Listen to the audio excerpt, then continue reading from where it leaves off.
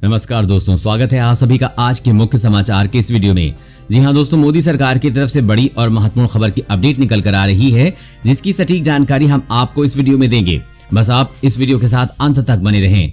लेकिन उससे पहले आपसे एक छोटी सी रिक्वेस्ट है कि मुझे इस वीडियो को बनाने में बहुत मेहनत लगती है, तो इस मेहनत के लिए वीडियो पर एक लाइक जरूर कीजिएगा। साथ ही वीडियो के नीचे दिए गए इस लाल बटन को दबाकर चैनल को सब्सक्राइब कीजिए और घंटी को भी दबाइए, ताकि आपको दिन भर की बड़ी खबरों की जानकारी लगातार मिलती रहे।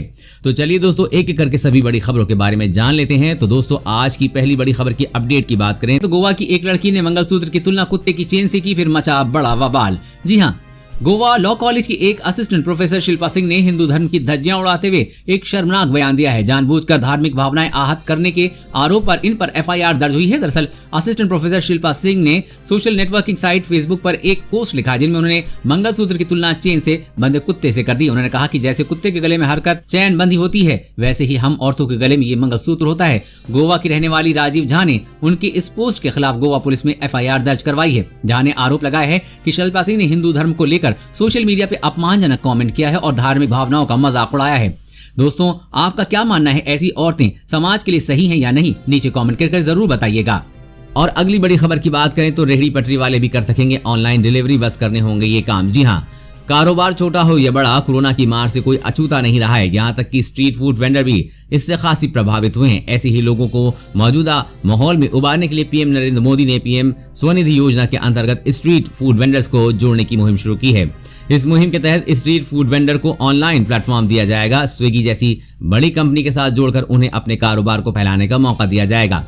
लेकिन इस योजना का लाभ उठाने के लिए स्ट्रीट फूड वेंडर्स को ये 6 जरूरी काम करने होंगे, बिना इसके इस योजना से जुड़ने का मौका नहीं मिलेगा। पीएम स्वनिधि योजना के अनुसार स्ट्रीट फूड वेंडर को सबसे पहले पैन नंबर लेना होगा, फिर FSSAI में रजिस्ट्रेशन कराना होगा, ऐप चलाने और अपने मेन्यू का डिजिटलाइजेशन करने के लिए टेक्निकल ट्रेनिंग लेनी होगी। ये ट्रेनिंग सरकार दिलाएगी। इसके साथ ही हर सामान की कीमत निर्धारित करनी होगी, पैकिंग प्रक्रिया को बेहद बनाना होगा और उसके बाद ही दुकानदार को ऑनलाइन फूड डिलीवरी के क्षेत्र में जानी मानी कंपनी स्विगी से जोड़ा जाएगा। इसके पीछे सरकार का मकसद स्ट्रीट फूड वेंडर को न सिर्फ तकनीकी रूप से सशक्त बनाना है, बल्कि उनकी इनकम के नए रास्ते खोलना भी है। और अगली बड़ी खबर की बात करें तो नई सैटेलाइट तस्वीरों में हुआ और चीन की करतूत का खुलासा। सर्दियों के लिए डोकलाम में बना रहा है बड़ी सुरंग। जी हाँ, कोरोना वायरस संकट के बीच सीमा पर चीन अपनी हरकतों से बाज नहीं आ रहा है। पूर्वी लद्दाख में वास्तविक नियंत्रण रेखा LAC पर चीन लगातार अपनी सैन्य गतिविधियों को अंजाम दे रहा है। हाल ही में सामने आई सैटेलाइट इमेज बताती है कि चीन ने डोकलाम पठार में अपनी सड़क निर्माण गतिविधि को आगे बढ़ा दिया है। मीडिया रिपोर्ट के मुताबिक चीन ने उस क्षेत्र पर हर मौसम में अपनी पहुंच बनाने के लिए एक टनल का निर्माण किया है, जहां भारत और चीन 2017 के स्टैंड ऑफ में शामिल थे। विशेषज्ञों की माने कि डोकलाम पठार पूरी तरह से सर्दियों के महीने में दौरान बर्फ से ढका रहता है, जिससे वहां गश्त करना बड़ी मुश्किल होती है। विवादित क्षेत्र में पहुंच बनाए रखने के लिए चीन की मंशा ऐसे समय सामने आई है जब भारत और चीन के बीच पूर्वी लद्दाख में गतिरोध जारी है। यहाँ दोनों देशों के बीच वास्तविक नियंत्रण रेखा के पार चीन के सैनिकों द्वारा कई हिस्सों में घुसपैठ को लेकर तनाव जारी है। और अगली बड़ी खबर की बात करें तो गुटखा तंबाकू पर बैन के बावजूद दिख रहे हैं ये पदार्थ, कोर्ट ने जताई नाराजगी। जी हाँ, झारखंड में प्रतिबंध के बावजूद गुटखा और तंबाकू जनित पदार्थों की धड़ल्ले से हो रही बिक्री। हाईकोर्ट ने शुक्रवार को नाराजगी जाहिर की। एक जनहित याचिका पर सुनवाई करते हुए chief justice doctor Ravi Ranjan और डॉक्टर सुजीत नारायण प्रसाद की अदालत ने कहा कि गुटखा की बिक्री खुलेआम हो रही है, हर गली मोहल्ले में ये आसानी से उपलब्ध है। सरकार जब कानून का पालन नहीं करा सकती तो ऐसा कानून बनाती ही क्यों है? आखिर सरकार की कौन सी लाचारी है कि गुटखा के परिवहन, निर्माण और बिक्री पर रोक के बावजूद यहाँ गुटखा पहुंच रहा है और इसकी बिक्री भी हो रही है।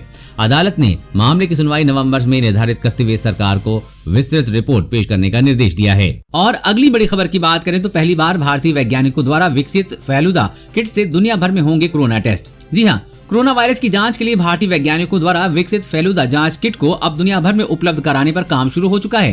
पहली बार भारत में खोजी और निर्मित कोविड-19 जांच किट का दुनिया भर में देशों में इस्तेमाल किया जाएगा। इसके लिए हर माह 10 लाख किट्स की क्षमता के साथ उत्पादन का कार्य शुरू हो चुका है। अगले महीने तक ये बाजार में आ जाएगा। ये दुनिया का पहला CRISPR-Cas9 पर आधारित नैदानिक उपकरण है, जिसे विश्व स्तर पर लॉन्च किया जा रहा है।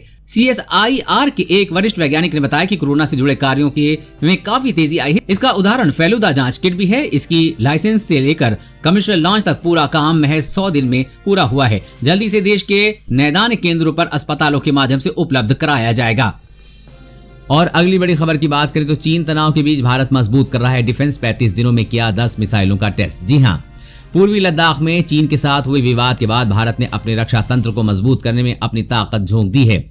भारत लगातार मिसाइल और ताकतवर हथियारों का परीक्षण कर रहा है। इसी कड़ी में रक्षा अनुसंधान एवं विकास संगठन यानी कि DRDO अगले सप्ताह 800 किलोमीटर रेंज का निर्भय सबसोनिक क्रूज मिसाइल परीक्षण करने जा रहा है। थल और नौसेना में औपचारिक रूप से इसके शामिल होने से पहले अंतिम बार इसका परीक्षण किया जाएगा। सूत्रों के हवाले से मिली जानकारी के मुताबिक DRDO की तरफ से पिछले 35 दिनों के अंदर ये 10वां मिसाइल परीक्षण होगा। सूत्रों का कहना है कि DRDO made in India programme को बढ़ावा देते हुए तेजी के साथ सामरिक, परमाणु और पारंपरिक मिसाइलों को विकसित करने में जुटा हुआ है। और अगली बड़ी खबर की बात करें तो आलू को भूल के फ्रिज में न रखें वरना हो जाएगा कैंसर। जरूर जान लें इस काम की खबर को। जी हाँ, खाने पीने की चीजों को लंबे समय तक रिजर्व करके रखने के मकसद से हम उन्हें फ्रिज में रख देते हैं। किचन गैजेट्स के रूप में देखें तो फ्रिज बेहद काम की चीज है जो खाने को स्टोर कर रखने में मदद करता है और खाने को बर्बाद होने से बचाता है। लेकिन फ्रिज का ठंडा तापमान कई तरह के हेल्थ इश्यूज के लिए भी जिम्मेदार है। आपको जानकर हैरानी होगी कि खाने पीने की ऐसी कई चीजें हैं जिन्हें आपको भूल से भी फ्रिज में नहीं रखना चाहिए। उन्हीं में से एक आलू है। जब आप आलू को फ्रिज में रखते हैं तो फ्रिज का ठंडा तापमान आलू में मौजूद स्टार्च को शुगर में बदल देता है और ये शुगर आगे फिर रिएक्ट होती है और एक खतरनाक केमिकल में तब्दील हो जाती है जिससे कई तरह के कैंसर होने का खतरा रहता है। अमेरिकन कैंसर सोसाइटी की माने तो आलू को फ्रिज में भूल के भी ना रखें बल्कि आलू को सामान्य रूप से टेम्परेचर पर किसी सूखी जगह पर रखना चाहिए। साथ ही आलू को बहुत ज्यादा उच्च तापमान पर पकाने से भी बचना चाहिए।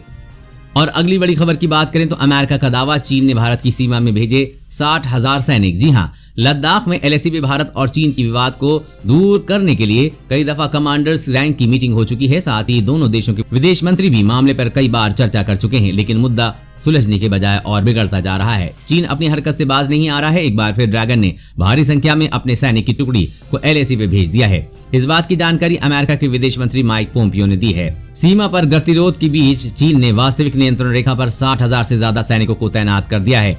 माइक पोम्पियो ने बीजिंग के बुरे बर्ताव और क्वाड समूह के देशों के सामने खतरे पैदा करने के लिए चीन को आड़े हाथ लिया है और कहा कि उसने भारत की उत्तरी सीमा पर 60,000 सैनिक तैनात कर दी हैं, लेकिन भारत की तैयारियां भी मजबूत हैं। अगर चीन ने किसी प्रकार की हिमाकत की तो भारत का साथ अमेरिका हर हाल में देगा।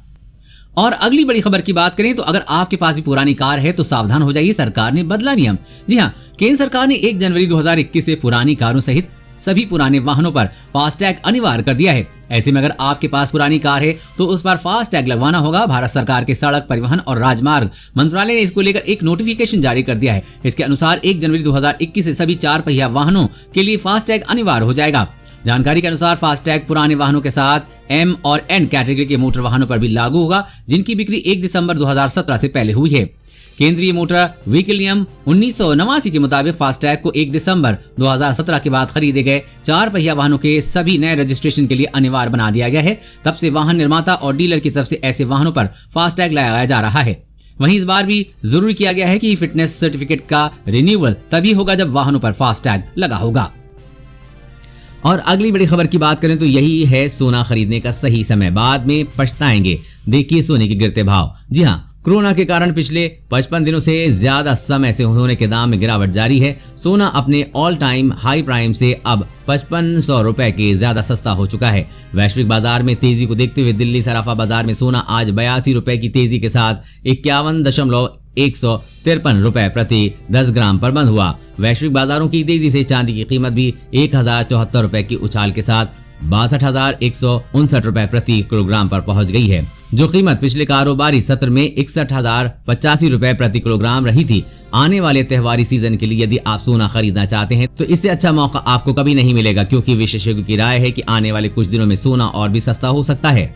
और अगली बड़ी खबर की बात करें तो छोटे किसानों के लिए खुशखबरी, जेब से बिना खर्च किए मोदी सरकार से पाइए 36,000 रुपए सालाना। जी हाँ, पीएम किसान सम्मान निधि के अगर आप लाभार्थी हैं तो आपको केंद्र सरकार किसान क्रेडिट कार्ड और पीएम किसान मानधन योजना का भी लाभ दे रही है। मानधन योजना के लिए कोई दस्तावेज नहीं देना होगा। वहीं मानधन योजना से जुड़कर आप जेब से बिना खर्च किए 36,000 रुपए सालाना पाने के हकदार हो जाएंगे। जबकि पीएम किसान स्कीम से आप किसान क्रेडिट कार्ड यानी कि KCC को भी जोड़ दिया गया है। पीएम किसान के लाभार्थियों के लिए KCC बनवाना आसान हो गया है। पीएम किसान मानधन योजना के तहत छोटे और सीमांत किसानों को हर महीने पेंशन देने की योजना है, जिसमें 60 साल की उम्र के बाद हर महीने 3,000 रुपए यानी कि 36,000 रुपए सालाना पेंशन दी जाती है। यदि कोई किसान पीएम किसान सम्मान निधि का लाभ ले रहा है तो उसे पीएम किसान मानधन योजना के लिए कोई दस्तावेज नहीं देना होगा, क्योंकि ऐसे किसान का पूरा दस्तावेज भारत सरकार के पास है। पीएम किसान स्कीम से प्राप्त लाभ में से सीधे ही अंशदान करने का विकल्प चुनने की छूट है। इस तरह किसान को सीधे अपनी जेब से पैसा नहीं खर्च करना पड़ेगा। 6,000 रुपए में उसका प्रीमियम कट जाएगा, यानी जेब से बिना खर्च किए किसान को 36,000 रुपए सालाना में मिलेगा और अलग से 3 किस्त भी।